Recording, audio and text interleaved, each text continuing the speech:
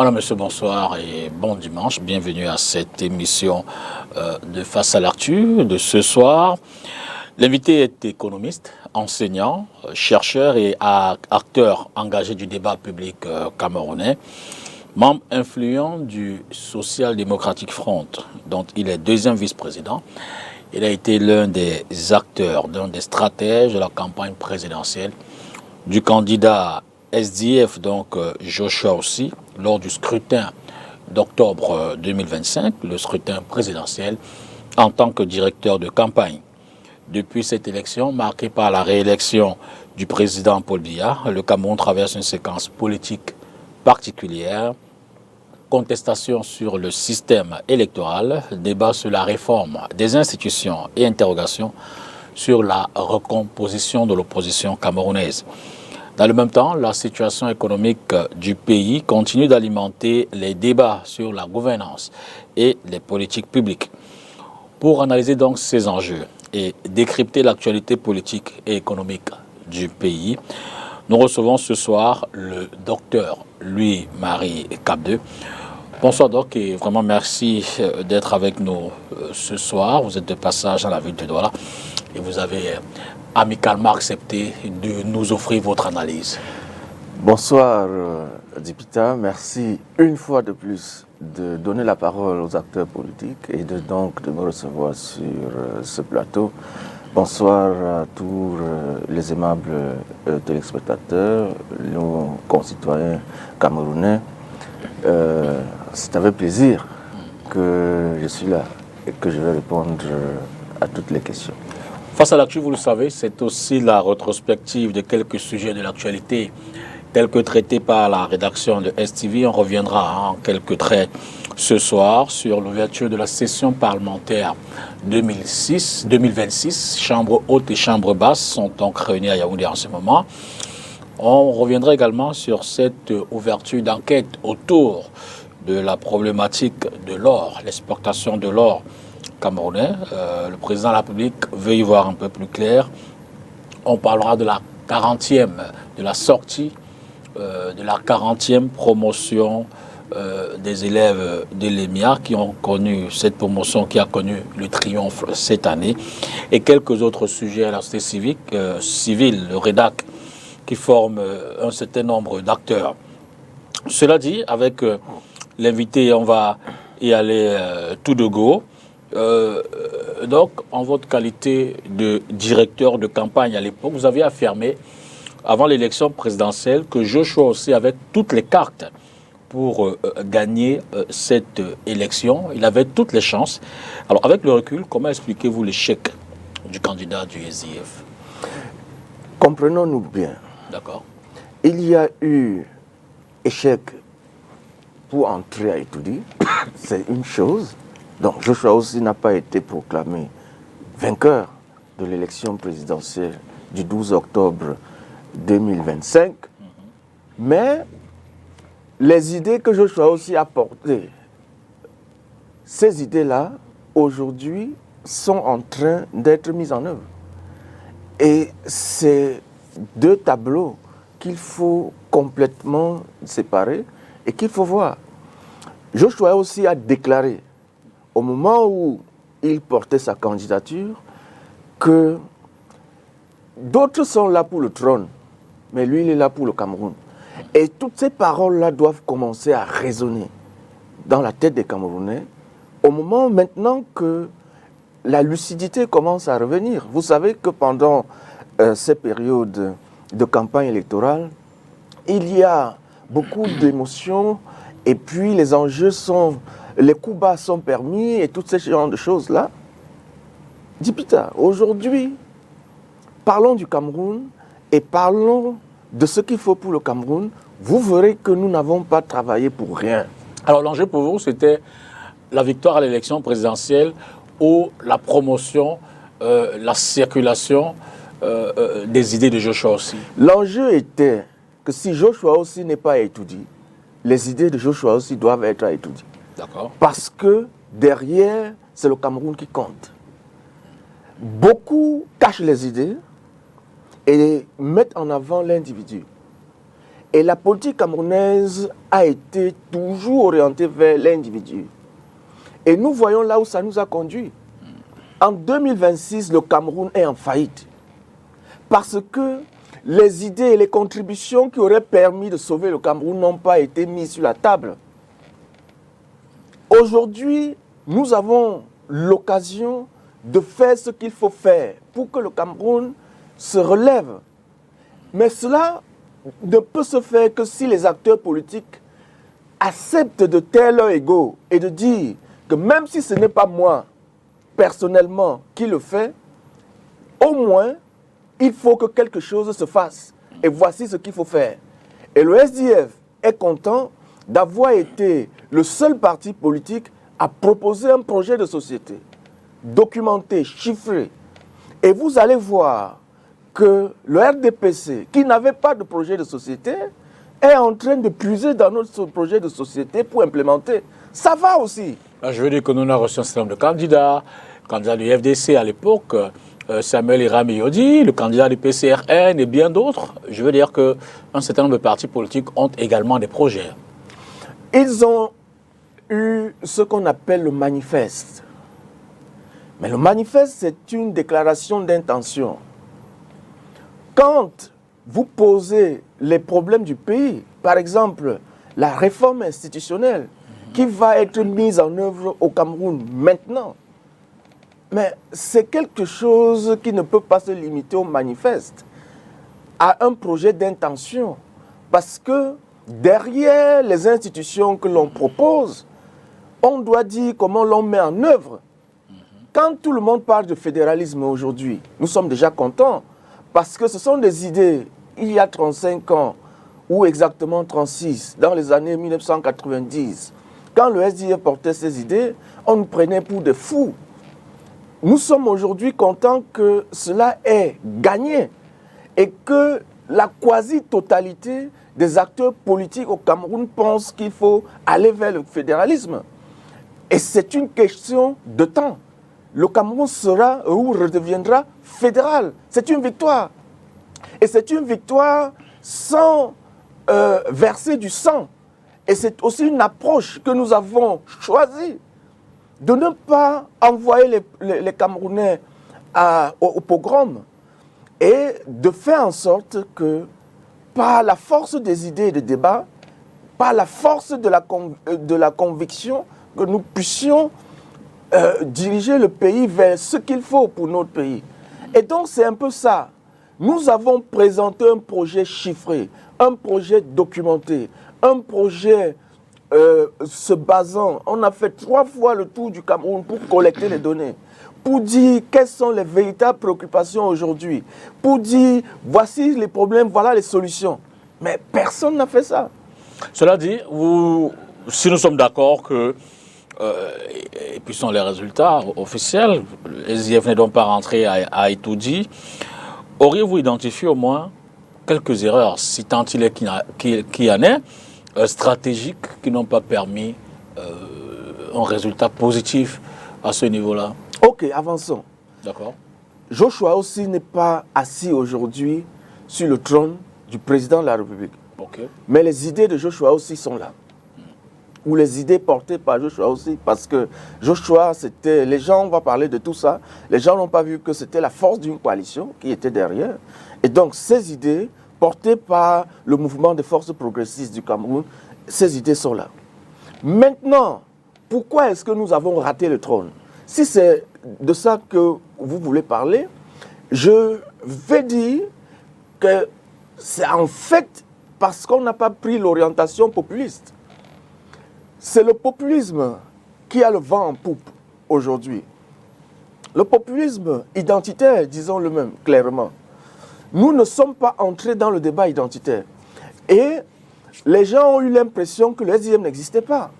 Or, nous pensons que ce n'est pas l'angle d'attaque qu'il faut utiliser, même si cela engendre beaucoup d'émotions et de passion, et peut faire en sorte que du jour au lendemain, un candidat se mette sur la scène. Nous ne pouvions pas aller dans le sens de la division du Cameroun. Si c'est une erreur, bon, on l'assume aussi, cette erreur-là. Le SDF a par exemple, peut-être le parti qui a perdu dans son fief, qui est le nord-ouest et le sud-ouest. Mais nous ne pouvions jamais aller dans le nord-ouest et le sud-ouest dire que nous sommes les amis des ambazoniens, comme a dit un candidat. On ne peut pas faire ça. Or, cela a permis à ce candidat peut-être d'être élu ou d'avoir plus de voix que le SDF. Mais en fait, c'est nocif pour le pays. Ce n'est pas dans cette direction de la sécession que nous devons aller. Et donc, nous portons encore, et le SDF, vous le savez, Frondi a été kidnappé 2 fois pour lui dire, Sherman, pardon, prends le volet politique de cette lutte. Il a refusé. Quitte à ce qu'on l'empêche lui-même d'être enterré chez lui. Mais on s'est battu pour qu'il soit enterré chez lui. Et donc, c'est ça qu'on appelle conviction et ça qu'on appelle parti politique. Et c'est ça que l'on appelle homme d'État. Un homme d'État est celui qui, à un moment donné, accepte d'être impopulaire. Quitte à ce que les gens comprennent demain. Quand nous disions que la division du Cameroun, la sécession n'était pas la bonne chose, même beaucoup de Camerounais originaires du nord-ouest et du sud-ouest étaient contre. Mais aujourd'hui, tout le monde est fatigué. Et tout le monde comprend que, mais en fait, ces gens avaient raison. D'accord. 10 ans plus tard, vous comprenez la chose. Et donc ça, c'est notre positionnement. Nous ne sommes pas entrés dans le débat identitaire. Et c'est le débat identitaire qui a gagné. C'est les extrêmes. C'est les extrêmes qui ont gagné. Les 2 candidats qui sont arrivés en tête sont les 2 candidats qui ont porté l'extrémisme au Cameroun en 2025. Ben, si c'est le cas, est-ce que ça ne traduit pas également une volonté, une aspiration des électeurs? Non, non, non. Au Cameroun, la défaite, c'est la défaite de la majorité silencieuse. Et peut-être c'est aussi ça, notre erreur. Nous avons misé sur la majorité silencieuse. Sur 8 millions d'électeurs, officiellement, 4 millions sont allés voter. 4 ne sont pas allés voter. Officiellement, quand vous avez 4 millions de personnes qui ne partent pas voter, c'est un gros problème. Et c'est ça notre électorat à nous. Et donc notre échec, pour nous, en tant que parti politique, n'est pas notre capacité à arriver et être assis aujourd'hui sur le trône. C'est notre incapacité à pousser la majorité silencieuse à aller voter. Le SDF avait, au lendemain de cette élection, déposé un certain nombre de recours relativement à plusieurs bureaux de vote. Pourquoi ce contentieux électoral n'a-t-il finalement pas prospéré? C'est une longue histoire. D'accord. C'est une longue histoire. Mais pour couper court, contrairement à ce que les gens pensent, nous assumons le fait d'avoir retiré notre recours pour permettre que le camp qui en ce moment-là revendiquait sa victoire puisse aller dans sa logique jusqu'au bout. Nous avions été démocrates du début jusqu'à la fin. Dès le soir du 12 octobre à 20h, comme promis, le SDF a constaté son échec. Et donc, nous avons reconnu notre défaite. Ça, c'est démocratique. On nous a reproché de ne pas avoir proclamé les résultats. Ça ne relève pas de notre responsabilité. De ne pas avoir non plus soutenu le candidat qui se désignait élu. Personne ne nous a, en tout cas à ma connaissance, j'étais directeur de campagne, personne ne nous a sollicité. En tout cas, personne.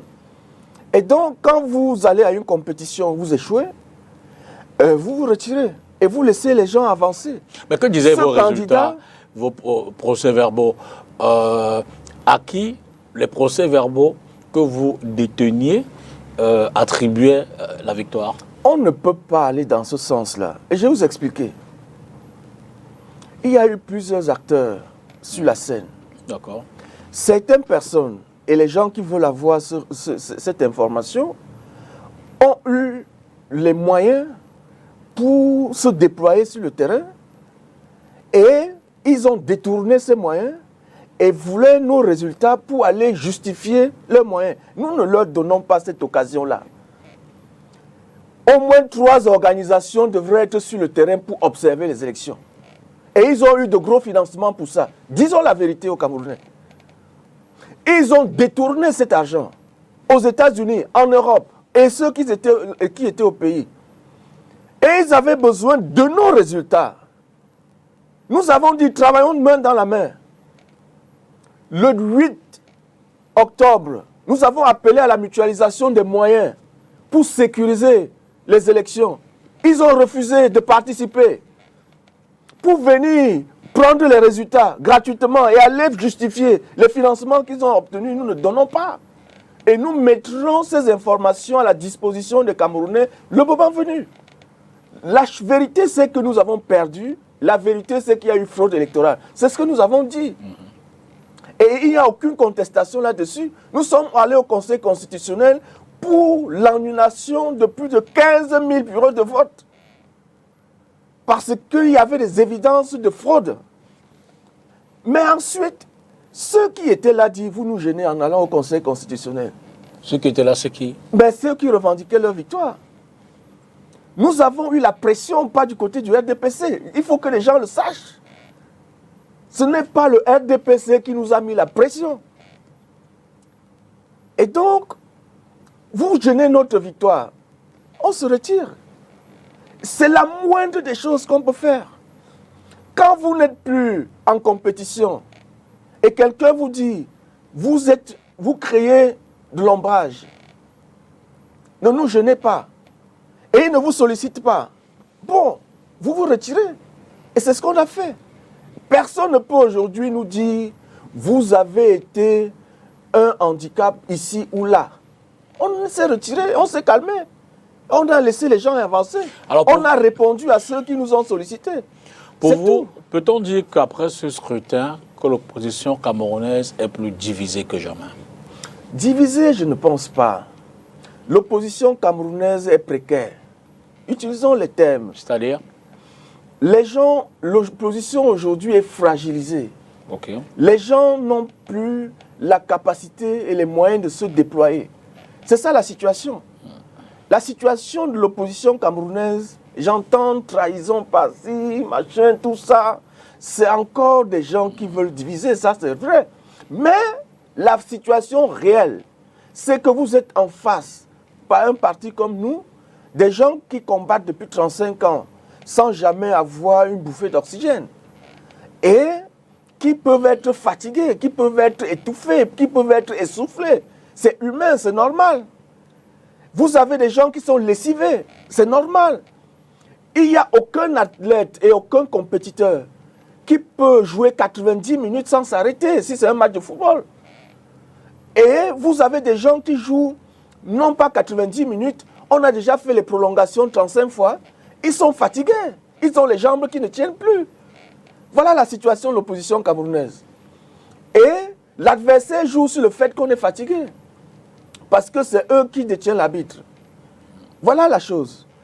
Et tant qu'on ne comprend pas ça, et qu'on ne s'organise pas par rapport à ça, mon frère, si on se met à s'accuser que toi tu es traître, parce qu'au lieu de courir, tu n'as plus couru, ce serait compliqué pour avancer. Alors l'autre question qui intéresse évidemment l'opinion, le public, les électeurs, c'est de dire que si le système électoral est verrouillé, comme semble dire un certain nombre de partis politiques, pourquoi l'opposition continue-t-elle à participer à ces élections-là? C'est l'expérience. D'accord. C'est la force de l'expérience, cette fois-là, du côté des partis historiques. Le boycott a permis au RDPC de gouverner sans partage. Et aujourd'hui, nous subissons toutes et tous les conséquences du boycott. Et donc, il n'est plus question d'abandonner, de laisser la chaise vide. Il n'est plus question d'abandonner le RDPC tout seul. Donc vous dites autrement que... Des fois, une petite victoire est très forte de signification. Le SIF aujourd'hui n'est pas arrivé au pouvoir Mais on a pu avoir un code électoral, on a pu avoir ONEL et les CAM, on a pu avoir l'opération Épervier qui a un bilan mitigé, mais ça a existé quand même.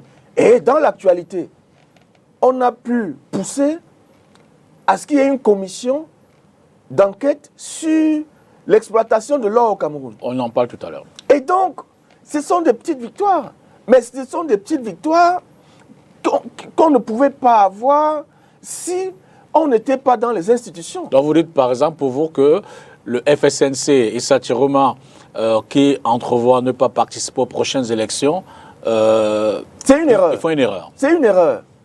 De la même façon que le MSC a fait une erreur. En 2000. Ils le reconnaissent. Même s'ils ne le diront pas, ils ne s'excuseront pas pour ça, mais ils le reconnaissent. Et on leur avait dit que vous êtes en train de faire une erreur. Parce que le SDF a fait ses erreurs par le passé.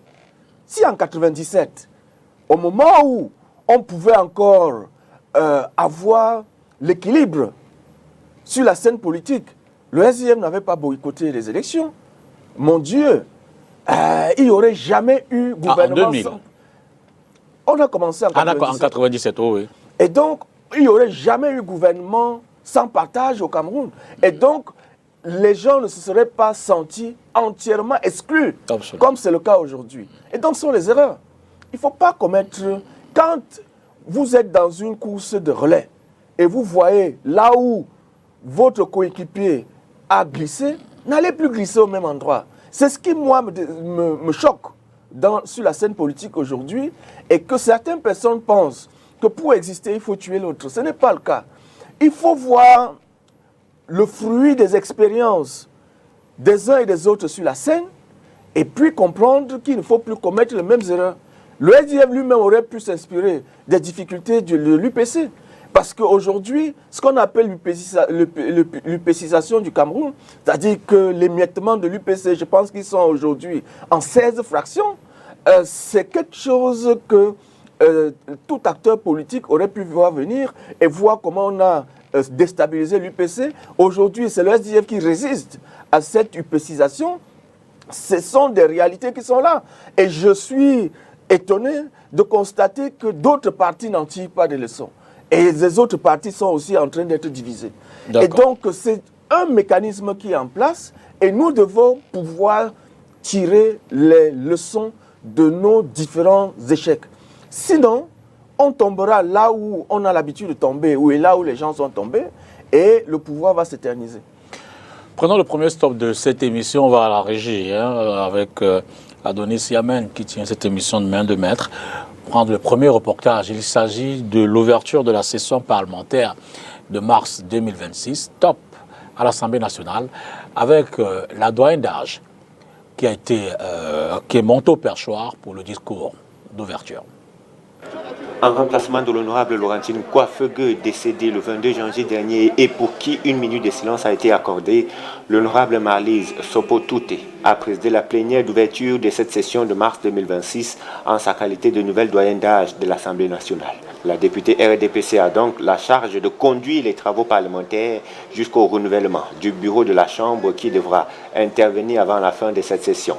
Pour son tout premier discours dans ses nouvelles fonctions, la parlementaire s'est intéressée particulièrement aux élections couplées, municipales, législatives en perspective. Si le report des élections municipales obéit à un acte réglementaire, à savoir un décret présidentiel conformément à l'article 170, alinéa 2 du Code électoral, pour les législatives, il faut une loi votée par l'Assemblée nationale elle-même, telle qu'exige par l'article 15, alinéa 4 de la Constitution, notre loi fondamentale. C'est dire qu'au-delà de l'ordre du jour habituel, prévoyant entre autres l'élection du bureau de l'Assemblée nationale à l'occasion de chaque première session ordinaire de l'année législative, c'est dire qu'au-delà de cet ordre du jour habituel et au regard des délais impartis, la session qui s'ouvre ce jour devrait être déterminante quant à la procédure de report des élections attendues. L'on devrait donc s'attendre à l'adoption d'une loi qui fixera les mesures de report des législatives à en croire la députée. Dans un contexte post-électoral tendu depuis l'élection présidentielle de 2025, elle recommande un déroulement du calendrier électoral apaisé à tous les niveaux. Elle annonce dans la foulée que le Parlement accueillera au mois de juillet prochain la 51e session plénière de l'Assemblée parlementaire de la francophonie. Un événement majeur qui nécessite, selon la doyenne d'âge, la participation de tous les élus de la nation dans les préparatifs, a-t-elle martelé en refermant la plénière. Avec notre invité, parlons à présent de la situation politique actuelle du pays. On a pu le voir depuis la réélection du candidat du RDPC, désormais président de la République. Le nouveau gouvernement tarde à être nommé, ou du moins un gouvernement tarde à être nommé. Vous venez de l'entendre de la voix de l'honorable Sopo Touté, qui est la doyenne d'âge de l'Assemblée nationale. Les élections législatives vont certainement intervenir dans un délai recalé à nouveau, donc on court vers une prorogation. Les élections municipales l'ont déjà été, elles ont été prorogées. Bref, on a l'impression que tout stagne en ce moment. Comment interprétez-vous cette situation, docteur Louis-Marie Cagdeux? Voici notre lecture. D'accord. Et vous allez voir qu'à partir de là, tout s'explique. Le SDF, dans son diagnostic, a dit que le Cameroun était un État capturé. On a dit capture state en anglais. Et ça veut dire qu'il y a un deep state derrière qui contrôle tout. Et que ceux que vous voyez en apparence ne sont que des acteurs qui quelquefois ne se connaissent même pas et ne se contrôlent pas, mais il y a derrière un deep state. C'est ce que l'UPC même déjà appelé l'État néocolonial, pour faire simple et que les gens connaissent. Et donc, s'il y a un néocolon ou des néocolons, et en face, vous avez des masques, des gens qui portent des masques, mais qui en réalité cachent les néocolons, alors le Cameroun aujourd'hui ne va que dans le sens que le Deep State, qui a même organisé les élections, que le Deep State veut. C'est ce qui justifie que Paul Biya lui-même annonce que dans quelques jours, je vais nommer un gouvernement. Et ses patrons du Deep State lui disent, mais qui t'a demandé de dire ça? Que nous n'avons pas encore prévu ça. Le gouvernement n'interviendra pas par la volonté de Paul Biya. Le gouvernement intervient lorsque vous verrez que l'ensemble des cartes qui permettent au Deep State de continuer de contrôler le pays soient réunies. Autrement, le président a-t-il pris un otage? Le président est capturé, le pouvoir est capturé au Cameroun. Le pouvoir est entre les mains d'une poignée d'individus. Qui sont-ils? Nous avons trouvé une piste. Parce que quand vous êtes dans la mafia, ça peut être difficile de connaître qui est le parrain. Mais nous avons trouvé une piste. Et dans notre programme, nous avons dit que l'essentiel des personnes qui sont le masque, comme le disait France Fanon aujourd'hui, ce sont les diplômés de l'ENAM. Et c'est pour ça que nous avons demandé que l'ENAM soit fermé sous sa forme actuelle, pour permettre que notre pays fonctionne normalement. Quel que soit ce que vous faites, ça meurt. Vous pouvez proposer des meilleures idées. Les gens peuvent vouloir engager des réformes intéressantes, mais tant que cela n'arrange pas les intérêts inavoués, c'est ça le deep state, alors ça reste bloqué. L'Assemblée nationale est bloquée. Ce qui a été annoncé à l'ouverture de cette session, nous sommes aujourd'hui déjà le week-end, ça n'a pas eu lieu. Donc on a eu une semaine inutile. Les gens sont à l'Assemblée, ils attendent que l'ordre vienne de quelque part. J'espère pour certains que l'ordre vienne de Paul Biya. Mais quand Paul Biya lui-même annonce des choses qui n'arrivent pas, cela veut dire qu'il y a un ordre qui vient au-dessus de lui, et c'est ce qu'on appelle le deep state. Et donc, la situation de la fragilité du pays est là. Et c'est pour ça que la solution est ce que le SDF a proposé. Il faut changer la nature de l'État. Ce n'est pas une histoire de changer le changement, comme on a dit, et donc de rester ou de remplacer quelqu'un dans le système. C'est tout le système qui doit partir. C'est ça qu'on appelle la nature de l'État. Et c'est pour ça que la réforme constitutionnelle est ce par quoi on doit commencer. Nous avons dit pendant cette campagne, et nous sommes heureux de constater que c'est dans le débat politique. C'est pour ça que je vous ai dit, si notre programme est mis en œuvre, on est content. On parle du changement de la Constitution au Cameroun, ça va en droite ligne avec la première chose que nous avons dit qu'il fallait faire après l'élection présidentielle. Justement, dans les coulisses, il se dit qu'on pourrait avoir une réforme constitutionnelle. Si ce n'est à cette session de l'Assemblée, peut-être une autre permettra d'avoir... Beaucoup parlent de la création de la constitution de la vice-présidence. Ça va dans vos attentes? Notre problème n'est pas un problème de poste, mais c'est un problème de système. On pourrait mettre un vice-président où ce qu'ils veulent. Ce qu'on va regarder, c'est quel va être le rôle ou le nouveau rôle du Conseil constitutionnel, de l'armée. On va regarder les institutions. Parce que on voit très bien que les choses vont bouger un peu. Et l'ECAM, nous avons toujours demandé la refonte de l'ECAM. On va voir ce que l'ECAM va devenir. C'est ça qui est important. Ne détournons pas le regard sur ce qui est important. Parce qu'on est accroché au poste. Et c'est ça notre problème au Cameroun. Reconnaissons-le aussi, chers Camerounais. Nous sommes accrochés au poste. Or, c'est une histoire, c'est une logique alimentaire, c'est être accroché au poste. Regardons ce qui nous concerne, nous bénéficiaires. Et ce qui nous concerne, nous bénéficiaires, ça va être le débat de fond. Si la réforme consiste simplement à mettre un vice-président, n'est pas intéressant. Mais on va regarder quel va être le nouveau rôle de l'Assemblée nationale ou du Parlement, de la justice. Et donc, c'est l'ensemble de ces institutions qu'il faut voir. Et on ne peut pas introduire un poste de vice-président sans toucher à ces institutions. C'est ce qui est bien dans la chose. Et donc, même s'ils ne n'iront pas jusqu'au fédéralisme, je ne suis pas dupe.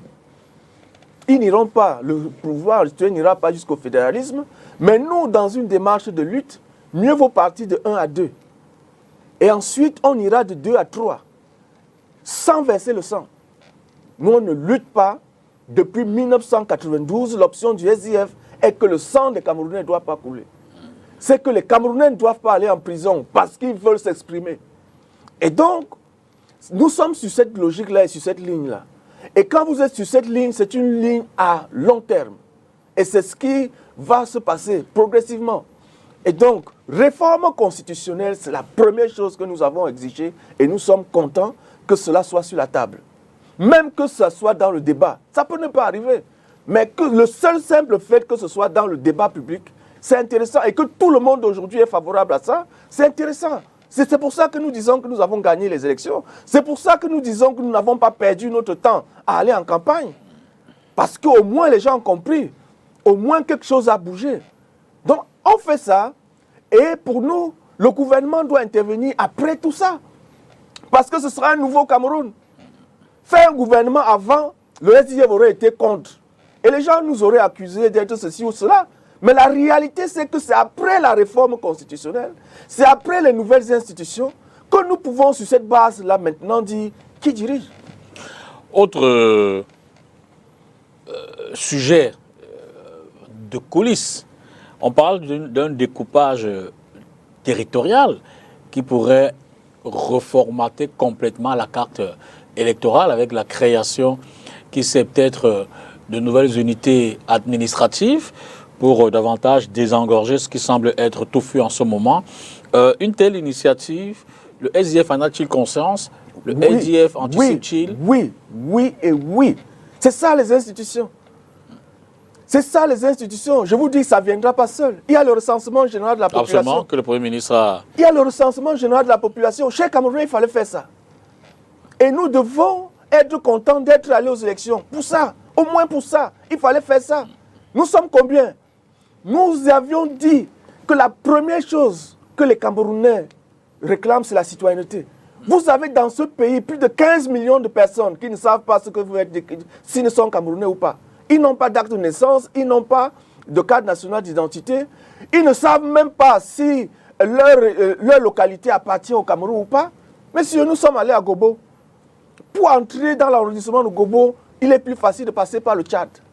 Quand vous allez à Akwaya, vous faites comment? Quand vous allez à Koza, les gens à Koza ont pleuré. Vous avez vu toutes ces images. Mais on est encore dans la République. Donc il y a des gens qui pensent encore à nous. C'est ça le Cameroun. Nous sommes allés chez les Baka, dans la forêt de l'Est, où les gens sont complètement oubliés, coupés, où l'école s'arrête au CM2, au CE2, pardon.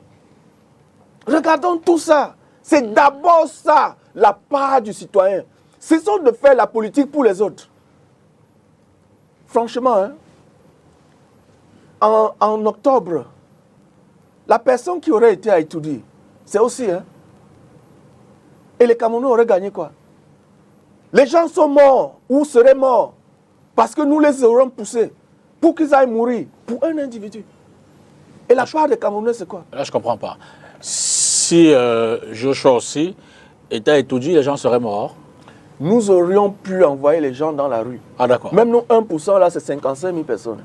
D'accord. On peut bloquer Douala si on veut. On peut le faire. Je peux sortir là, je peux lancer l'appel là pour bloquer Douala.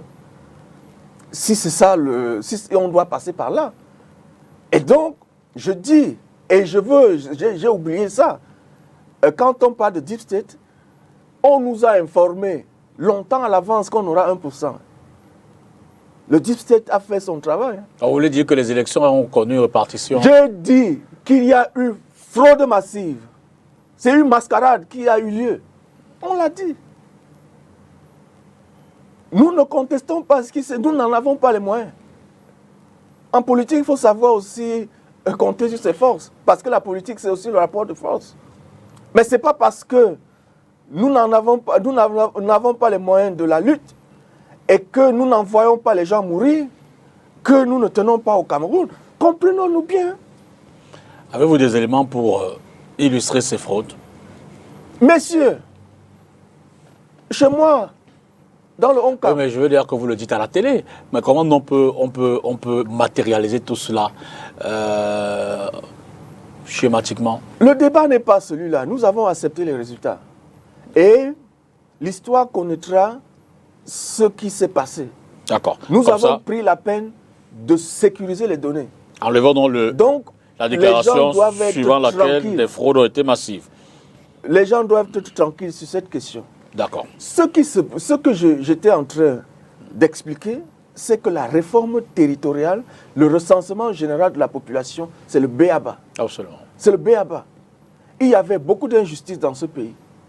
Tout était faux dans ce pays. Et au moins ça, même si ça ne reflètera pas la réalité, ils vont encore truquer les chiffres du recensement comme ils l'ont fait en 2005. Conseil d'intention. Laissons voir le recensement venir et on pourra faire le bilan après. Ça également, on enlève.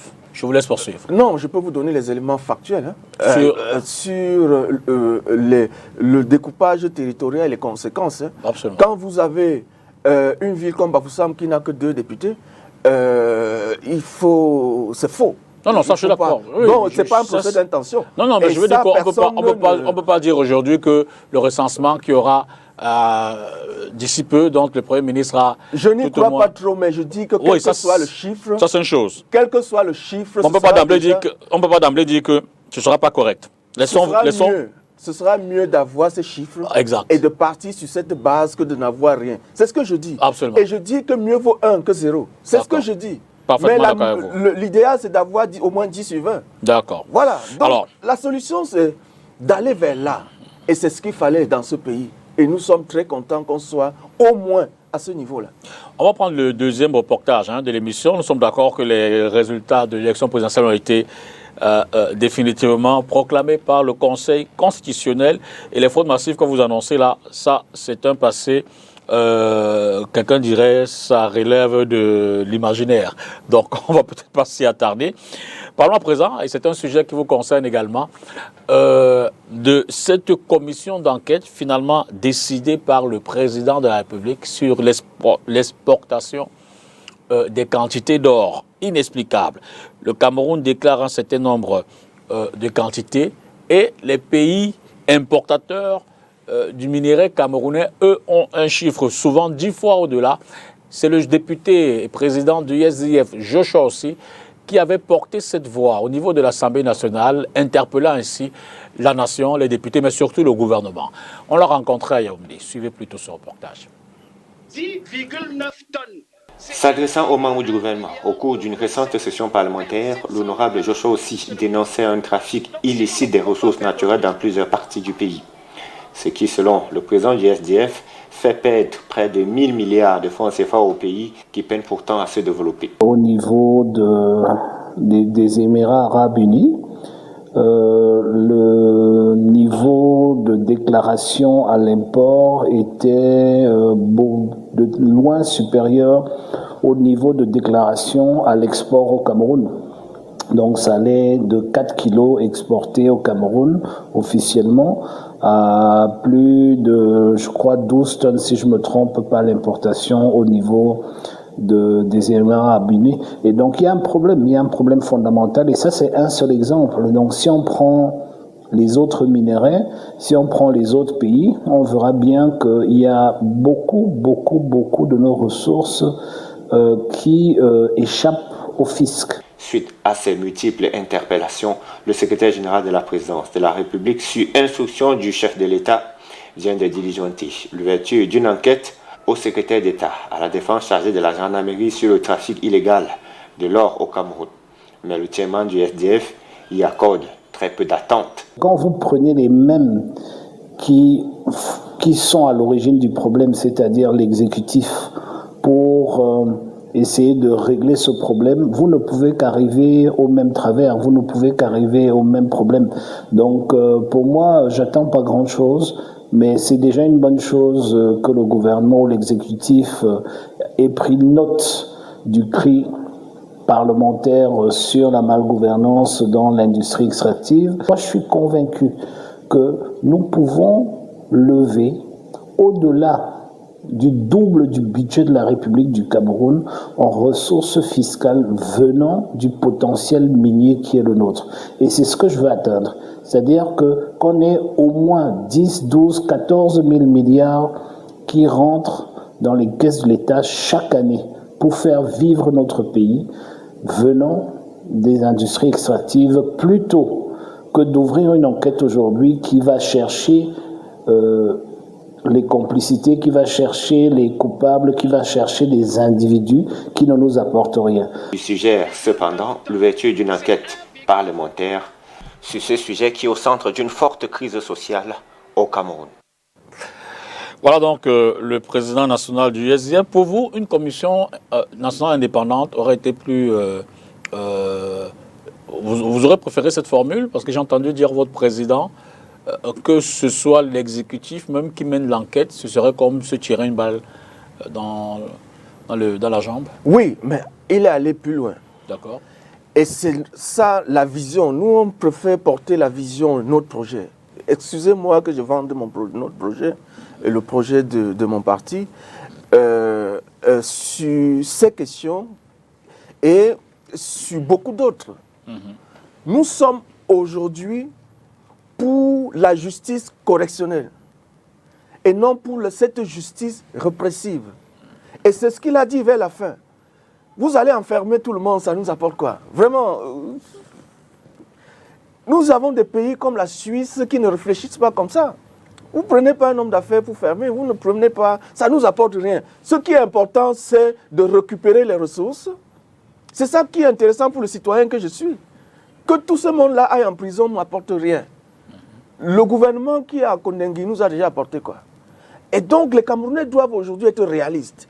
Nous sommes pour une justice correctionnelle. Au lieu que l'on réprime, nous voulons même aujourd'hui, et c'est pour ça que je disais, il fallait un projet politique. Les gens disent, ah, on avait le manifeste, oui.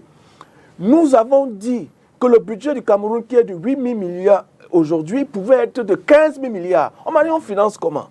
On finance, par exemple, non plus en allant vers la répression, mais en créant une espèce d'amnistie qui permettrait que ceux qui ont déjà volé, vraiment, on ne se met pas à la chasse à la sorcière.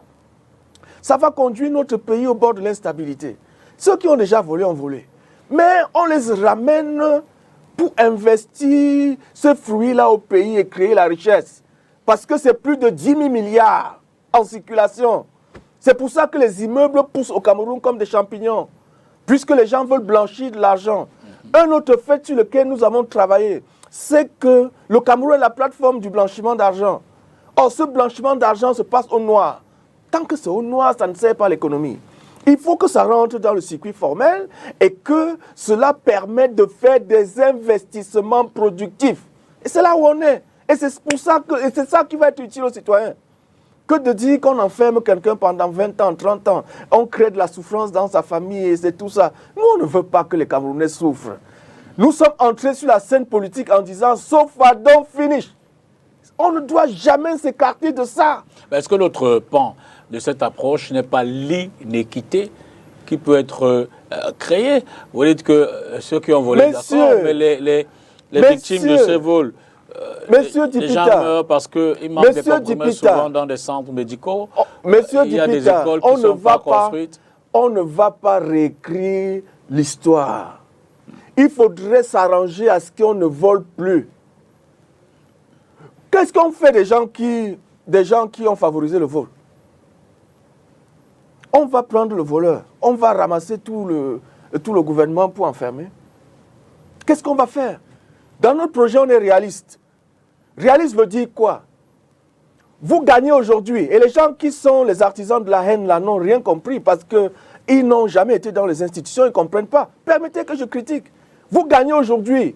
Vous aurez besoin de nommer 1400 personnes par décret présidentiel. Vous les prenez où? Si vous enfermez tout le monde. Vous nommez aujourd'hui, vous aurez besoin de ces gars qui sont au ministère des Finances. Est-ce qu'on ne peut pas trouver 1400 personnes intègres au Cameroun qui n'est pas forcément les... Dans quel parti politique? Non, quel que soit le parti, je veux dire, ils sont des Camerounais. Le SDF n'en a pas. Je ne connais pas un autre parti. Le SDF ne nommera pas que les... C'est bien. Vous n'allez pas nommer uniquement les militants du SDF aux fonctions républicaines. Oui. Et donc on va puiser au RDPC. Il faut dire ça. Oui, mais et donc la haine que les gens ont pour le RDPC, pour ceci, pour cela, ce n'est pas ça qu'il faut pour le Cameroun. À condition qu'il n'est pas trempé, entre guillemets. J'ai voulu aller loin. D'accord. Actuellement, qui tient les comptes de l'État? Si vous preniez le pouvoir, nous on était réalistes. On dit, on prend le pouvoir le 12 octobre. Les résultats devaient être publiés vers début novembre. Ensuite, vous allez prêter serment. Fin novembre, vous payez les salaires. Le gars qui tient les comptes de l'État, vous allez virer. Vous allez dire qu'il est propre, il n'est pas propre, il ne vous dit pas où il y a les comptes. Mais s'il n'est pas propre. Mais ici, vous ne dites pas là où il y a les comptes. Vous connaissez là où il y a les comptes de l'État? Vous là, journaliste de votre rang, vous connaissez? Y a-t-il qu'un seul Camerounais qui connaît le mécanisme de paiement? C'est ceux qui sont là en place maintenant. Mais ils ne sont pas non plus, je veux dire qu'ils ne sont pas... Ceux qui connaissent. Ils ne sont pas non plus tous dans la mafia. On ne peut pas échapper à une phase de transition. Et dans une phase de transition, il y a des concessions. Je suis personnalité politique. Mon travail, c'est de faire des concessions pour qu'on avance. Et les gens n'ont pas compris ça. Et c'est pour ça, peut-être, vous avez parlé d'erreur. Nous, nous ne sommes pas des radicaux. Nous sommes recentrés. Parce que le SDF fait partie aujourd'hui des extrêmes vers le centre. Et ce discours ne plaît pas à pas mal de personnes. Mais ce discours est réaliste. Le pouvoir ne se trouve pas aux extrêmes. Les gens vont s'embrouiller et vont comprendre, mais plus tard. Là où nous avons déjà glissé, nous sommes tombés. Les gens veulent encore faire 10 ans avant de comprendre. Quand on allait à l'élection présidentielle, on a dit la vérité aux Camerounais. C'est aujourd'hui que les gens font des voices pour dire « Ah, tel nous a déçus, oh, tel nous a... » Mais vous ne saviez pas. On vous l'avait dit. Alors, essayons de parler à présent du SDF et ses rapports avec les autres forces politiques, si vous voulez, les autres partis politiques. Alors, la relation entre le SDF, commençons peut-être par le MRC, la relation entre le SDF et le mouvement pour la renaissance du Cameroun sont-elles marquées par la méfiance? Je ne sais pas, mais ce que je sais, c'est que depuis que je suis responsable du parti, les responsables des deux partis ne se sont pas rencontrés. C'est ce que je sais. Ce que je sais encore, c'est que les deux partis chassent sur le même terrain. Même cible, plus ou moins, même idéologie et tout ça. Et donc, à la fin, ceux qui sont responsables du MRC aujourd'hui ont été responsables du SDF hier. Vous comprenez? Pour l'essentiel, la quasi-totalité. Et donc, c'est ça le problème. Or, les gens qui ont été responsables du SDF sont partis, quelquefois pour des accusations qui aujourd'hui, ils le savent, ont été non fondées, sont partis avec le ressentiment. Et c'est peut-être pour ça qu'il y a ce problème. C'est que, si vous prenez Maître Sim, c'est un militant du SDF, convaincu. Vous l'interrogez maintenant, demandez à Maître Sim, il va vous dire que il a l'âme du SDF. Il avait déjà pris une carte de membre au SDF avant. Oui, il militait au SDF. Alors, ça, je ne savais pas. Oui, demandez-lui. Il revendique. Et donc, prenez qui vous voulez au SDF, au MRC. Prenez qui vous voulez, vous regardez son parcours. Le président national du MRC, dans tous les cas. Le président national du MRC a soutenu John Fundi. Oui, ça c'est certain. Il a soutenu le candidat de la coordination nationale des partis politiques à l'époque. Donc, c'est... Dans le cadre d'une grande coalition pour l'opposition. Du moins, c'est la nuance qu'il relève. Hein? Mais nous, on ne relève pas de nuance. D'accord. S'il y a une idéologie différente, qu'on nous dise. Et donc, ça ne doit pas être une histoire de personne. Voilà encore là où on se sépare. Ça doit être une histoire de famille politique. Parce que le changement n'est pas une histoire de personne. Le changement est une histoire de vision. Mais fondamentalement, ils n'ont pas la même trajectoire. Vous êtes fédéraliste, ils ne sont pas forcément pour le fédéralisme. Ils ne vont pas revendiquer ça. Moi, je ne veux pas parler à leur place. Mais ce que je sais, c'est qu'il y a une seule chose qui nous sépare aujourd'hui. Ils veulent reconstituer le SDF authentique. Ce qu'on appelle le SDF authentique.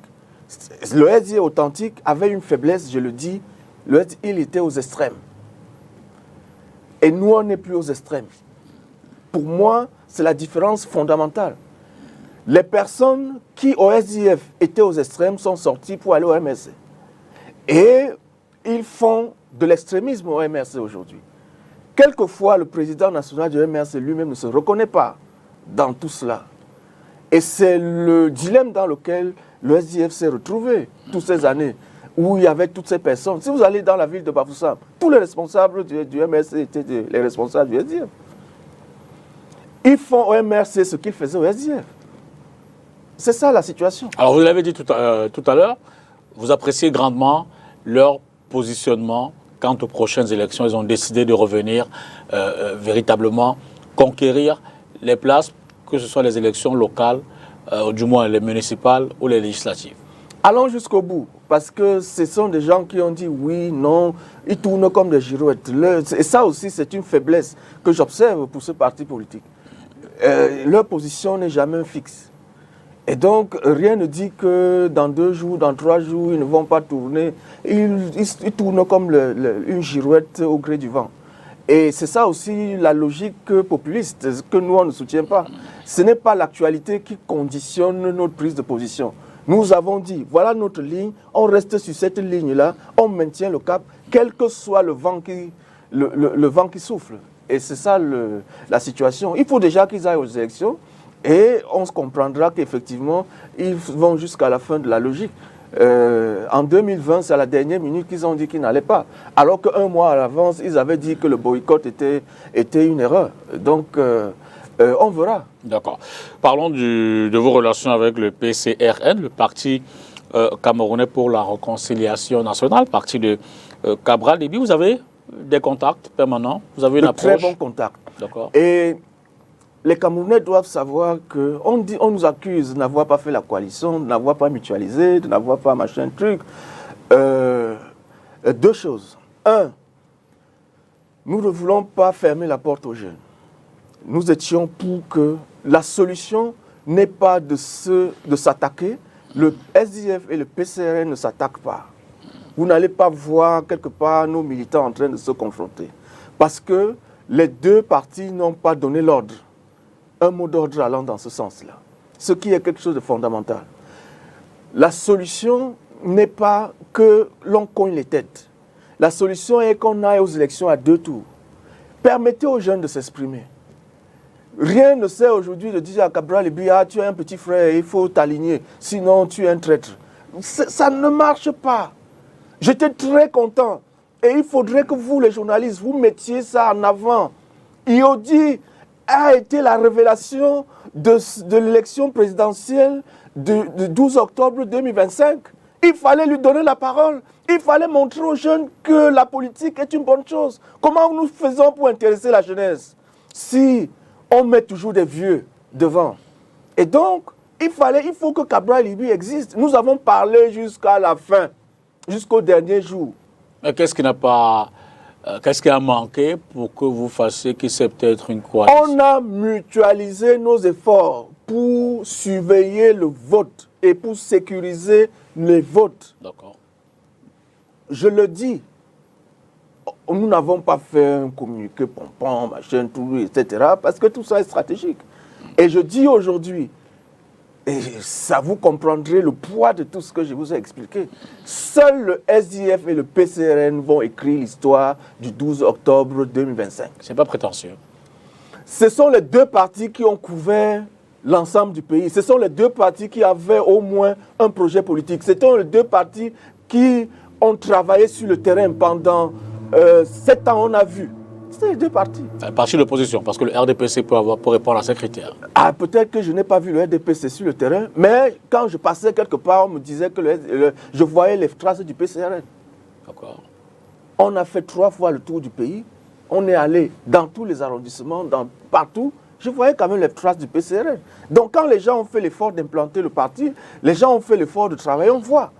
Et la logique de la relation avec le PCRN aujourd'hui n'est pas une relation de concurrence.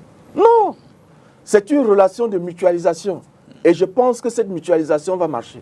Pour l'avenir, vous pensez maintenir cette forme de collaboration avec le PCRN? Il faut étendre. Le SDF a même porté l'initiative de créer une famille de gauche. D'accord. Il faut créer toute une famille politique pour fonctionner à l'intérieur d'une famille. Parce que nous disons que le changement n'est pas une affaire de personne. Le changement est une affaire de vision.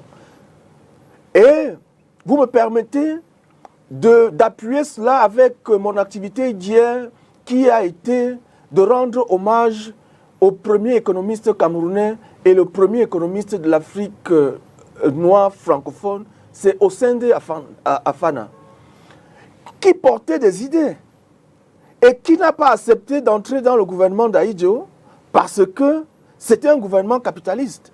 L'UPC portait la gauche. Et j'ai dit hier à l'UPC de faire son travail. Il faut regrouper la gauche pour qu'il y ait une famille de gauche, famille de personnes qui croient que le changement doit être un changement qui intègre la justice sociale, qui intègre l'égalité des chances, la dignité humaine, le bien-être commun, etc., etc. La solidarité. Nous sommes dans un pays où il faut avoir ça. Il y a de l'autre côté des capitalistes. Et c'est ça aujourd'hui qu'on met en œuvre. Est-ce que nous aujourd'hui on va défendre et mettre un capitaliste au pouvoir parce qu'on veut que Paul Biya parte? Les gens qui répondent par non doivent se retrouver pour qu'on construise une famille. Et je pense que c'est ça l'avenir politique au Cameroun. En ce moment, le MRC est confronté à quelques problèmes internes.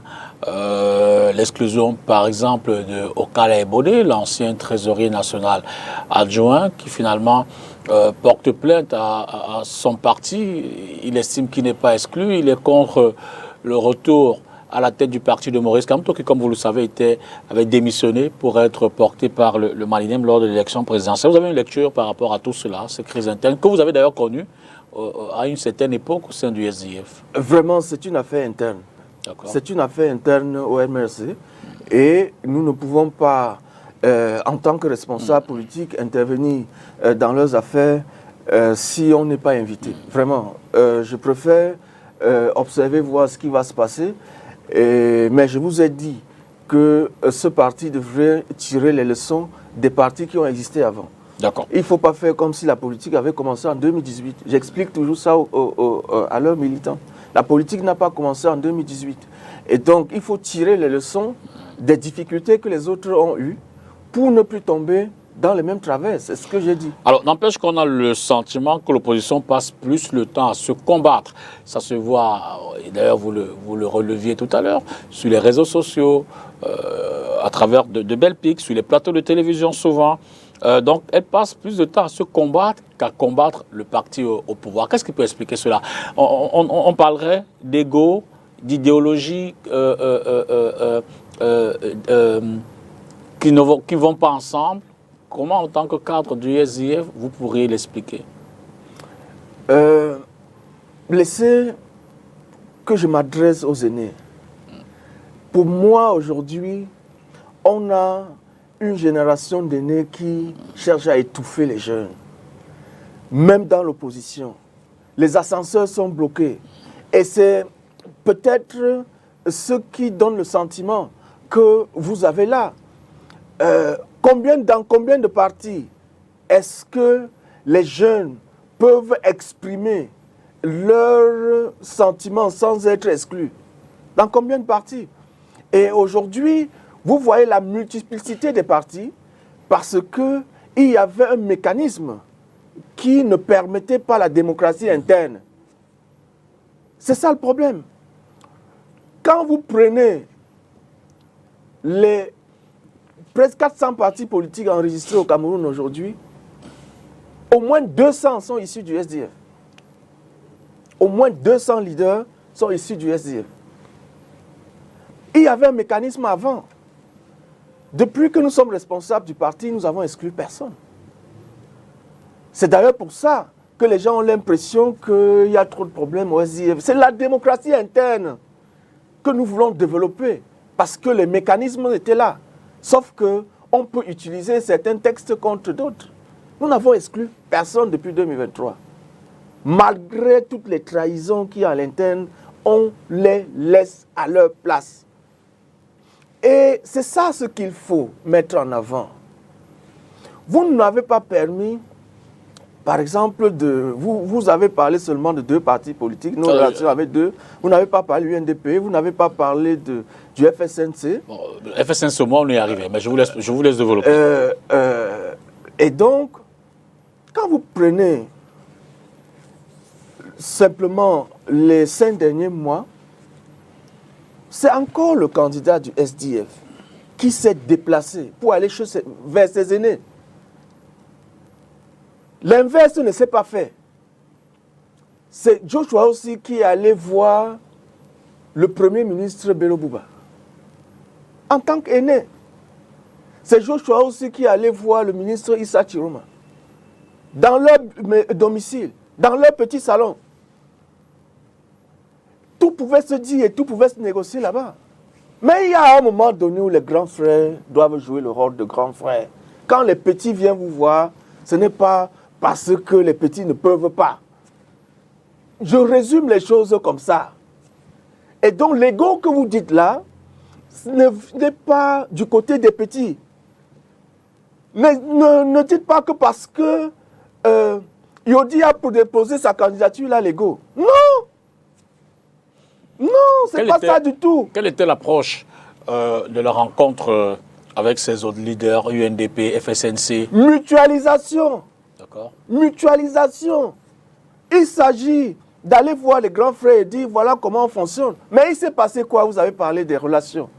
Quand un petit frère va voir son grand et dit ok, nous sommes sur la scène politique depuis 35 ans, on se connaît, on a eu des hauts, des bas, des machins et tout ça. Regardons de l'avant, avançons. On tombe d'accord. On sort de là, ressentiment. Quand vous prenez l'UNDP, quelqu'un qui a été premier vice-président du SDF, qui est parti du SDF pour des raisons aujourd'hui qu'il ne peut pas justifier, parce que les accusations qui les ont fait partie du SDF en 2002, je parle de Maïdadi par exemple, ils ont fait partie du SDF en 2002. Il était premier vice-président national du SDF. Moi, je ne suis que deuxième vice-président. Donc, il était encore plus haut que moi. Alors, c'est Maïdadi que je retrouve après cette réunion en train d'aller à l'ouest dit que 250 cadres du SDF ont rejoint l'UNDP. En train d'aller à Bamenda dit tout le SDF a rejoint l'UNDP. Est-ce qu'on fonctionne comme ça? Et avec les anciens cadres du SDF. Vous êtes senti trahi? On ne fonctionne pas comme ça. Non, on ne va plus dans le même sens. Tout ce qu'on s'est dit tombe dans l'eau. On ne peut pas mutualiser comme ça. J'aurais pu répliquer. J'aurais pu répliquer qu'on serait entré dans une autre histoire. Vous avez parlé du MSC. Quand ils nous ont fait ça à Bafoussam, je suis allé à Bafoussam répliquer. Ils ont crié sur tous les toits. Mais parce que, à un moment donné, il faudrait que les gens arrêtent de penser que pour développer leurs idées, leurs pensées, il faut absolument tuer l'autre. Non! Je félicite toujours Iodi, j'aurai l'occasion de l'inviter personnellement, parce qu'il a fait cette campagne sans s'attaquer à un autre candidat. Vous n'allez voir nulle part où son équipe est organisée pour s'attaquer. Vous venez sur la scène politique avec des idées, avec vos visions, et puis vous les développez, et de façon compétitive. C'est ce qui s'est passé. Et vous avez parlé de Cabral Libi. Cabral Libi, vous n'allez pas retrouver une trace de quelque chose qu'il a dit de déplacer sur Joshua aussi ou sur les SDF. Et ça n'a pas fait, et ça ne l'a pas empêché d'avoir son score. Et vice-versa. Et donc les gens vont croire que la politique, c'est les attaques internes. Ce n'est pas vrai.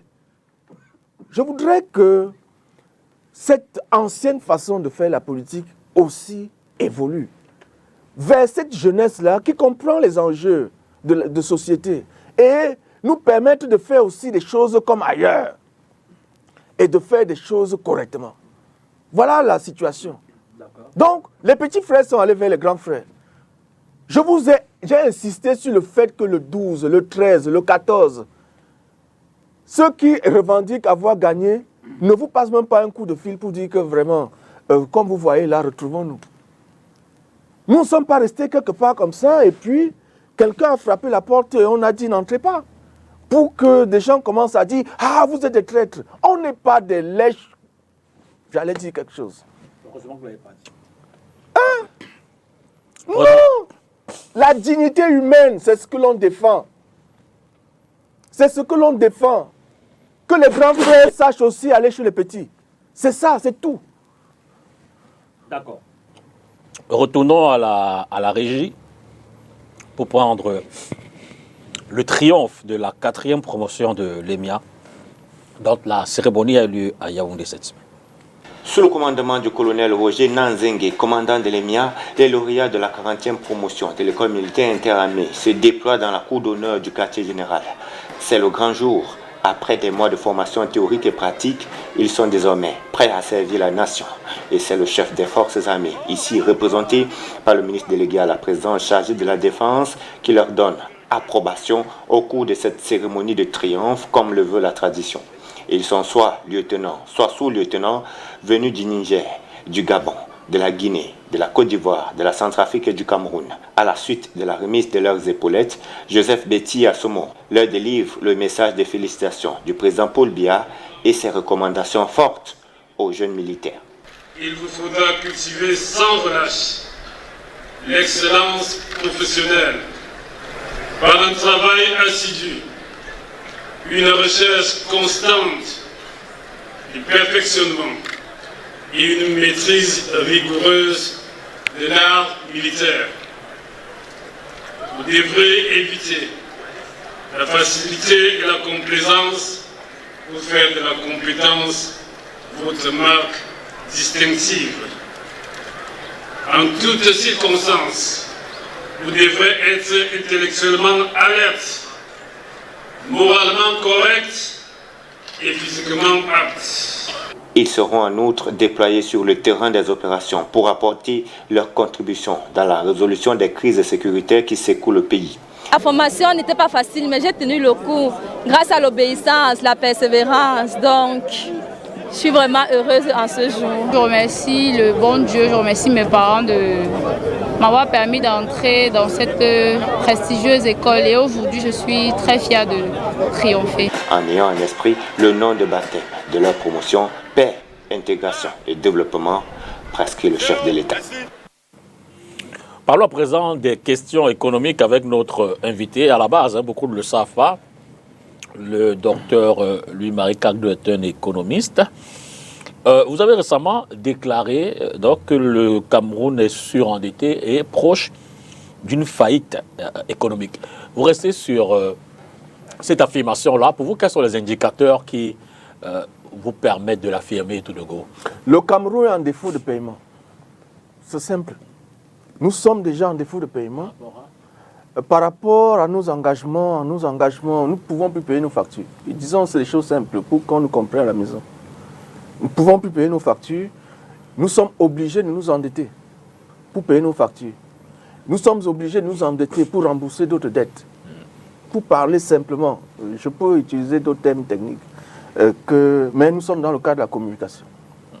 Et donc, et même l'endettement n'est plus possible, parce que c'est comme chez le boutiquier du quartier. On est déjà allé tellement s'endetter chez le boutiquier du quartier qu'il refuse de nous prêter quoi que ce soit. Et donc, vous voyez que le ministre des Finances est tout le temps en déplacement, parce qu'il doit aller maintenant chez de nouveaux bailleurs de fonds pour essayer de lever les fonds. Et donc, dès janvier, lorsque le président de la République envoie le ministre des Finances aller prêter 1650 milliards, c'est parce qu'on n'a rien. On n'a rien. Et il ne s'arrête pas. C'est-à-dire que chaque mois, maintenant, il demande de prêter pour qu'on existe, de prêter pour qu'on finance les choses. C'est ça la situation. Si nous, le Cameroun, était une entreprise, on aurait fermé la porte. C'est qu'on ne ferme pas la porte d'un pays. Et c'est pour ça qu'on parle du surendettement. Le Cameroun n'a pas atteint son programme avec le FMI pour le 4e trimestre. Le FMI est parti du Cameroun en début d'année. Nous sommes toujours en début d'année, donc février.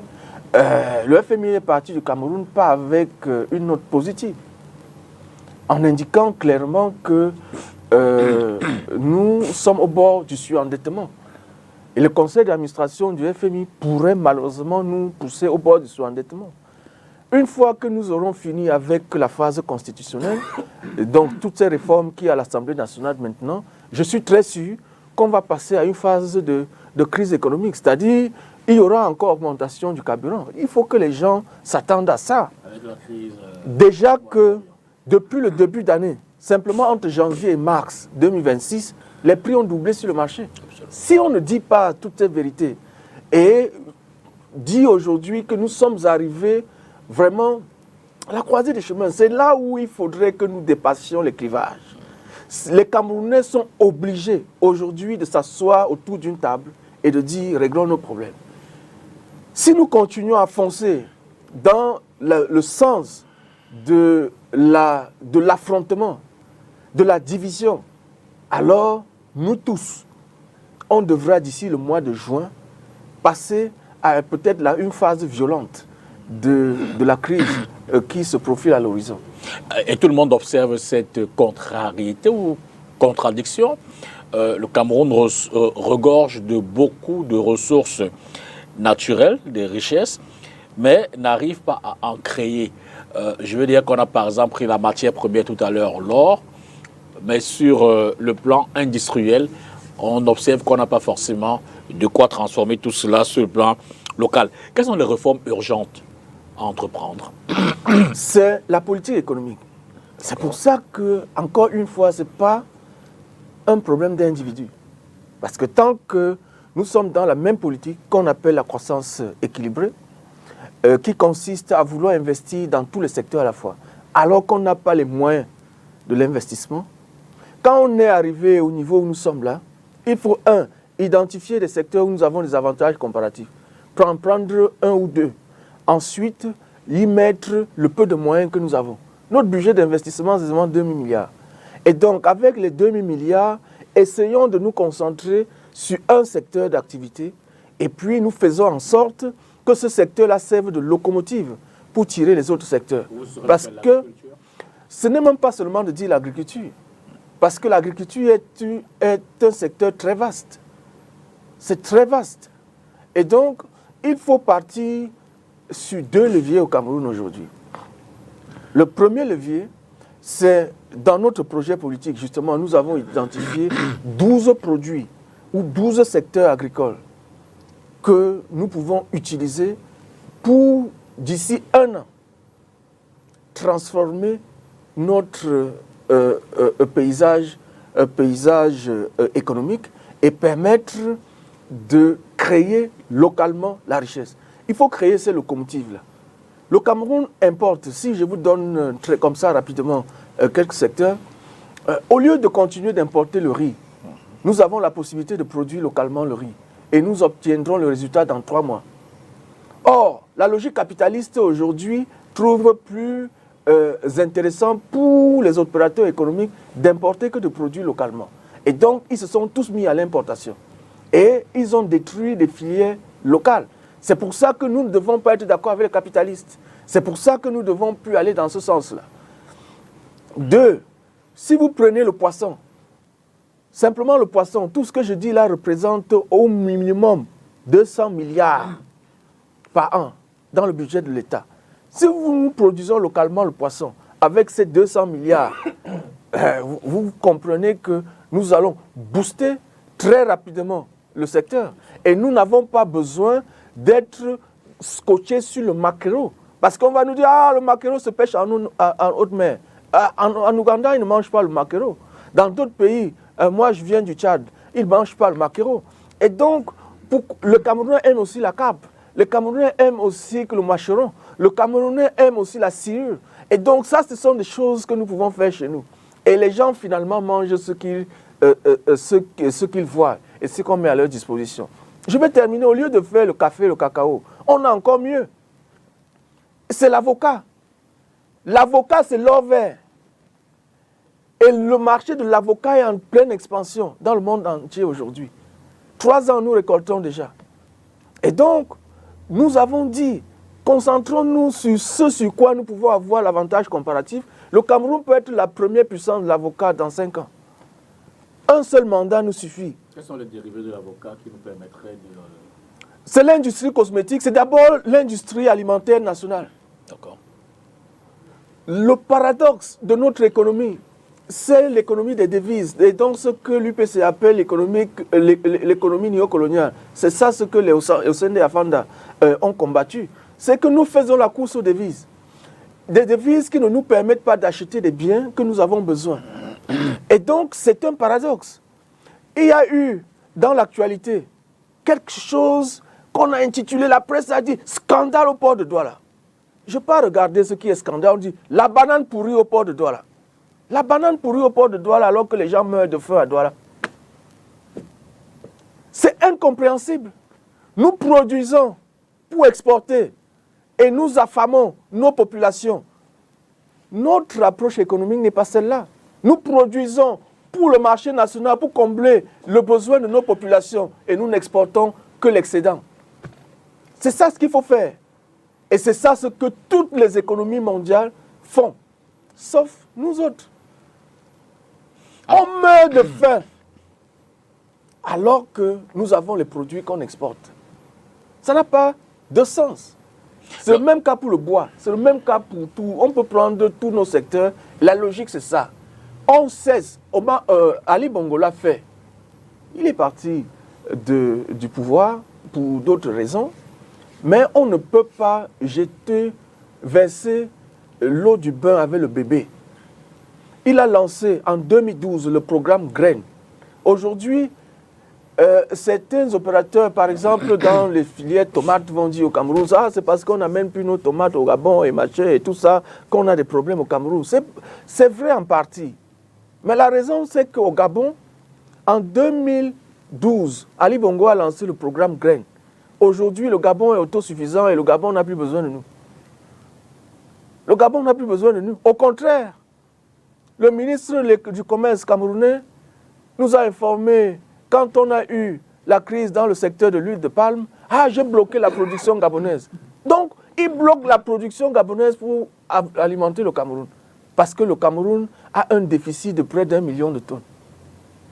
Ça n'a pas de sens. Alors, l'autre élément de réflexion que vous avez mené, parlant de l'import-substitution, vous estimez que le Cameroun l'applique mal.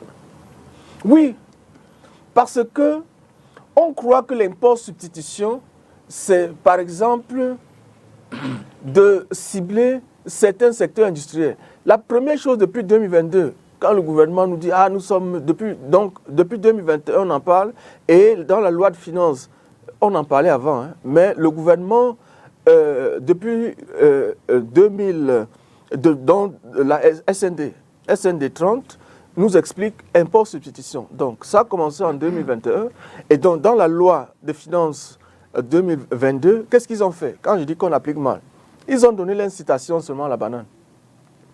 7 ans d'exonération pour la production locale de la banane, 3 ans de gel de la dette fiscale des entreprises qui sont dans le secteur de la banane. Mon frère, pourquoi on n'a pas étendu son maïs? Pourquoi on n'a pas étendu ça à la tomate? Pourquoi on n'a pas étendu ça à d'autres secteurs? Pourquoi vous ciblez la banane que les Camerounais ne mangent pas? Tout le monde connaît le problème de banane que Paul-Henri Kingué a mis sur la table. Paul-Henri Kingué de regretter, mais moi. Parce que finalement, il est mort de ça ou de quelque chose, je ne sais pas. Mais ces entreprises ne payent pas les impôts au Cameroun. Et donc ces entreprises ne nous servent même pas déjà à grand-chose. Ils utilisent seulement le territoire du Cameroun pour produire et partir, sans payer. Quand vous leur demandez sur le plan local, est-ce que vous avez payé quelque chose à la mairie? Non. C'est grave.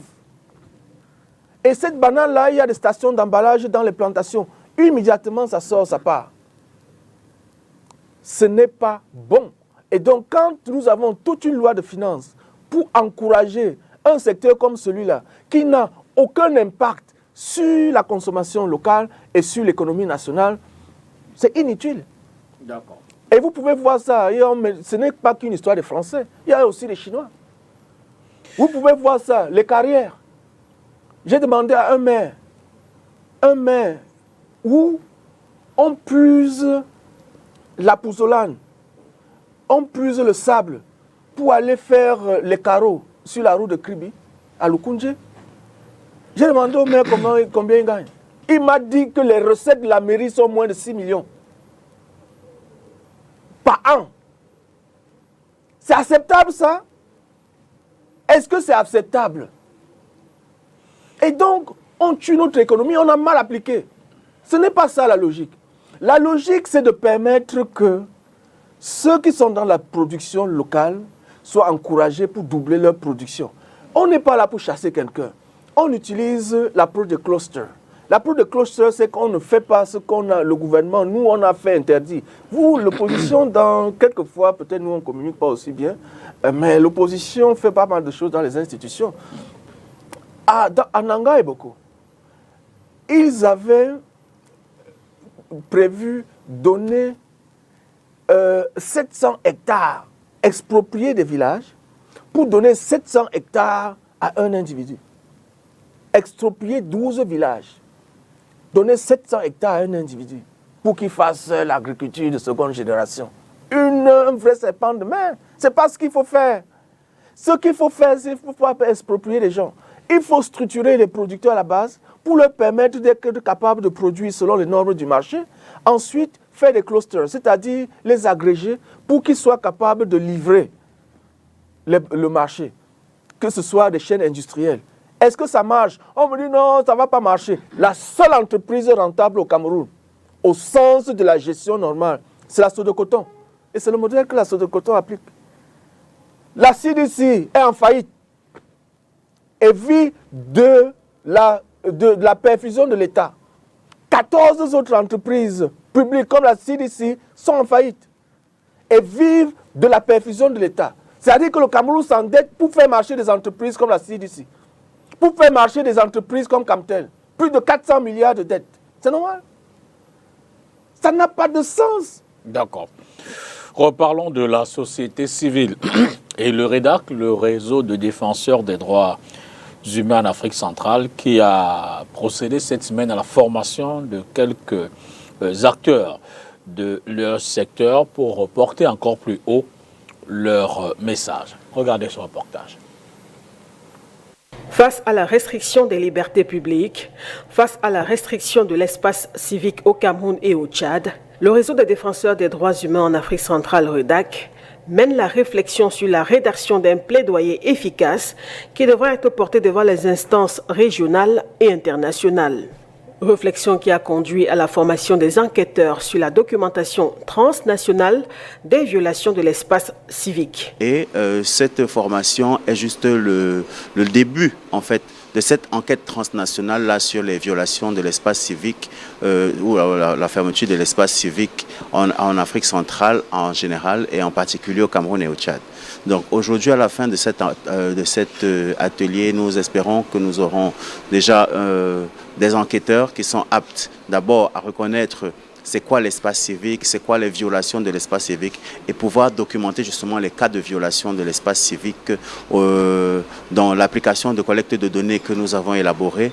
Et ces données-là que nous aurons collectées nous permettront de produire un rapport qui servira de base pour un plaidoyer régional et international efficace. Des notions et enjeux que semblent avoir maîtrisé les participants à cette formation. Oui, une formation comme celle-ci est toujours la bienvenue parce que même en tant que défenseur des droits de l'homme, on a besoin toujours d'actualiser des informations sur les mécanismes de défense parce que le contexte change à tout moment et il faut réadapter les connaissances pour pouvoir être plus efficace sur le terrain. Le coordinateur nous a fait comprendre que le but, en effet, c'est la documentation. Et la documentation, c'est d'assurer, c'est assurer, s'assurer et de rassurer dans le but ou la mission de former non seulement les Camerounais et d'amener les Camerounais à comprendre qu'il faudrait qu'on soit des exemples, qu'un bon défenseur des droits humains doit être d'abord lui-même outillé. Alors, au terme de cette formation, je retiens déjà deux choses particulières. La première étant la différence entre les restrictions et les violations. On retient qu'une restriction, c'est une limitation. On a la possibilité de faire quelque chose, mais dans un cadre restreint, dans un cadre limité. Et puis la violation, c'est le bafouement carrément de nos droits. Deuxièmement, les étapes de la rédaction d'un rapport qui sont... il y a un certain nombre d'éléments qui rentrent dans cette rédaction, bien évidemment. Il faut déjà tenir compte de l'incident, de quoi est-ce que nous parlons, de quel est l'incident que nous voulons rapporter, qui sont les parties prises, comment est-ce que ça s'est passé, où et quand. Et enfin, les raisons pour lesquelles cet incident est arrivé. Formation des enquêteurs sur la documentation transnationale des violations de l'espace civique. C'est le thème du séminaire de formation organisé du 12 au 13 mars à Douala par le REDAC. Encore une ou deux questions pour terminer cette émission avec notre invité de ce dimanche, le docteur Louis-Marie Cagde, vice-président national, deuxième vice-président national du SDF et directeur de campagne du candidat Joshua aussi à l'élection présidentielle d'octobre dernier. Alors, donc vous dites désormais vouloir, on revient peut-être en politique, mais c'est un engagement que vous avez pris, mener un combat contre le populisme et l'incivisme. Quel rôle souhaitez-vous personnellement jouer dans ce sens? Quel rôle le SDF entend-il désormais jouer dans ce sens-là? Je pars du dernier reportage pour prendre ça comme exemple et vous dire vraiment, pour répondre à cette question, parce que ça tombe très bien. J'ai été profondément déçu par la société civile et la famille de gauche pendant l'élection présidentielle du 12 octobre 2025. Et donc, aujourd'hui, je pense que le populisme, les ayant poussés à oublier les valeurs et les convictions, il faut que nous fassions notre propre aggiornamento et que l'on se regarde dans les yeux, on se dise des vérités. Des choses comme des formations comme ça, je ne peux plus participer à ça. C'est nul, ça ne sert à rien. Pendant 3 ans, nous avons passé le temps à former des gens. Pendant 3 ans, 2023, 2024, 2025, pour réussir un objectif politique. On a créé Calamo, avec les syndicats, 11 centrales syndicales sur 12, pour dire, défendons, mettons le travailleur au centre des préoccupations. Parce que quand vous parlez même de l'agriculture, le comble, c'est qu'on n'a jamais parlé de l'agriculteur. Jamais. On parle du travail, on ne voit pas les conditions de travail, on ne voit pas la part du travailleur. Et que c'est une logique. On tombe d'accord sur tout, qu'il faut porter ça en politique. On crée le Cameroun Labour Movement. On crée le mouvement des forces progressistes avec certains partis de gauche, avec des défenseurs des droits de l'homme, avec tout ce monde-là. Mon Dieu, quand vient le temps d'implémenter ça, les gens te disent que laissons d'abord ça derrière. Après, on va voir plus tard. Parce que le populisme identitaire domine. Est-ce qu'on n'avait pas misé sur les mauvais chevaux? Je ne peux pas aujourd'hui comprendre que des institutions qui défendent les droits humains votent le bourreau. Ils vont nous voter à Tangandji. Je peux parier. Après la formation là, ils vont voter à Tangandji aux prochaines élections. Ils vont vous dire que c'était celui qui était mieux placé. Parce que c'est celui qui a plus de moyens. Parce que c'est celui qui est ceci ou cela. Je ne peux pas comprendre. Je ne peux pas comprendre que les chômeurs votent celui qui était en charge de trouver le travail et qui a échoué à leur donner le travail. On va sanctionner les personnalités politiques quand et comment? Lorsque le populisme domine. La moindre chose, c'est que quelqu'un vous dise « J'étais ministre du Travail, j'ai échoué. J'étais ministre de l'Emploi, j'ai échoué. » Et vous le sanctionnez. Parce qu'on n'a pas le travail. Qu'il soit beau ou laid. D'accord. Mais la chose n'est pas de dire non, les histoires de gauche et tout ça, laissons, il n'y a même pas de gauche au Cameroun, laissons, on va parler de droits de l'homme après. Oui, après les élections, vous venez faire la formation. Mais le pays est déjà en faillite. On aurait pu, déjà depuis octobre, sauver les meubles. Merci, donc. On aurait pu faire ça. Et voilà ce que je vais faire. Je vais porter ce débat, quitte à prendre mes anciens compagnons sous le dos. Je vais le faire, parce qu'il faut leur dire leur part de vérité. Et je vais le faire. Merci infiniment, Dr Louis-Marie Cagdeux. Merci d'avoir accepté notre invitation ce dimanche. Partagez avec nous votre analyse sur la situation politique et économique du Cameroun et bon retour à Yaoundé, chez vous. C'est moi qui vous remercie. On ne voit toujours pas le temps passer quand on voit STV. C'est tellement bien. Et je ne peux pas sortir sans vous féliciter officiellement. Le groupe de télévision STV a été le seul média camerounais à faire son travail pendant l'élection présidentielle 12 octobre, à donner la parole à tous les candidats de façon équilibrée. Je vous en félicite, Monsieur Dipita. Merci. Il n'y a pas eu, moi, directeur de campagne, je n'ai pas eu le temps de parler ailleurs. C'est normal. Les gens avaient déjà pris fait et cause pour un candidat. C'est normal. Merci. Ils étaient plus des communicants que des journalistes. Et je vous félicite pour ce que vous avez fait. Merci. Merci, monsieur le directeur de campagne. Merci au deuxième vice-président du SIF. Merci au docteur Louis-Marie Cagdeux, enseignant, économiste également. Le débat sur l'avenir des institutions, la recomposition de l'opposition et les défis économiques du pays donc, ont été les grandes lignes des sujets abordés ce soir. Merci à vous d'avoir regardé cette autre édition de Face à l'actu. Demain, c'est lundi et d'emblée, je vous souhaite un excellent début de semaine. Bonsoir.